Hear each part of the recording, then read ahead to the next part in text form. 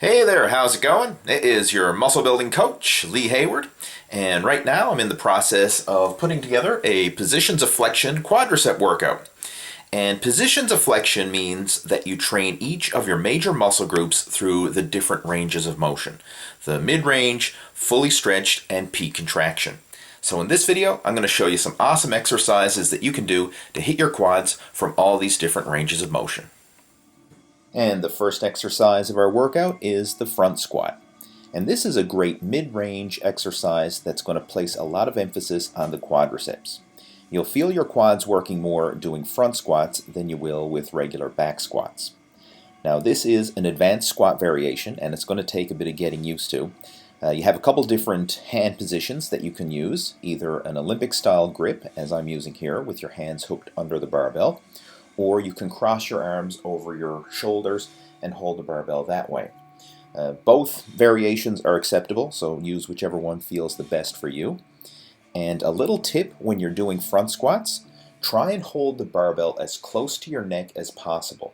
This will make it easier to maintain an upright position and it'll help prevent that tendency for the barbell to roll forward as you're doing your front squat.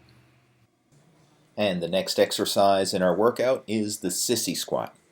Now this is an old school exercise and you don't see it done a lot anymore, but it's a fantastic move for really stretching out your quadriceps. Now the key to this exercise is to sit back, keep your weight to the rear, and focus on sinking into a full squat, letting your upper thighs sink below parallel so that you can really stretch and activate the quadricep muscles. And you don't need to use a lot of weight with this exercise. Just using your body weight and higher repetitions will allow you to keep your quads under tension for longer periods of time. Now the only drawback to this exercise is that it can be hard on the knees, especially if you have a pre-existing knee injury. So it may not be an ideal exercise for everyone. Now if you don't have access to a Sissy Squat station, or you can't perform the exercise because it feels too uncomfortable, then you can perform another stretch exercise for your quads, which is the bench lunge, also known as a split squat. And this is a great exercise because what you'll find is your back leg, the one that's hanging off the edge of the bench, will get a really good stretch in the quadriceps as you lower yourself down. And in your front leg, you'll really feel the quads and the glutes pumping as you perform the repetitions. Now again, you don't need to use a lot of weight for this move.